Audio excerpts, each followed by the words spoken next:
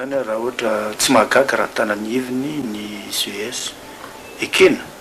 tokony soloana izy ireo fa tsy maintsy lozika zany ny fitazomana ny heviny satria irrévocable zany ny didiny ary raha izy nanovan'iny de niverina amin'ny heviny tena mibaribary zany tsy compétent mihitsy izy amin'ny asany sady soany ny zavatra tsara ho fatatsika amin'ny fomba ahoana moa zany ny tsy ahafahany Andriamatoa Ianjara Joel ilatsaka amiral Titeratsiraka ilatsaka na Ilalao Ravalomanana ilatsaka ireo olona reo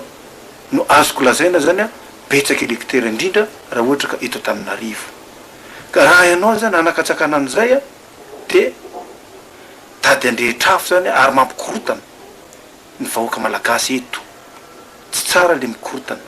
tsika mila filaminana ka ny zavatra tokony atao ary ny fahafantarako azy tsireo na androany nahita ny Leonardo Simeoni teny tokony miainga avy amin'ny constitution 3e république tsika hozy izy anatanterahana ny fifidianana inona koa moa iferenana any amin'ny 3e république zany zavatra efa vita fa ny zavatra tokony ho ataotsika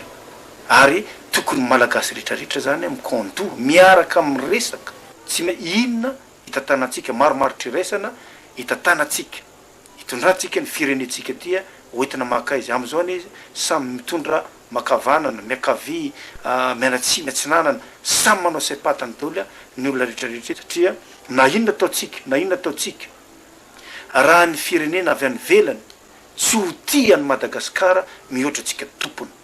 ka misy moa zany milaza matahotra zany hoe raha fa tsy manaraka anitsika de tapahan'ny communauté internationale ny fanampiana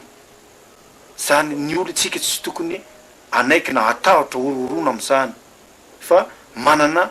ny mahatsikatsika avokatsika mahamalagasy atsika avokatsika ny fitiavatsika tanindrazana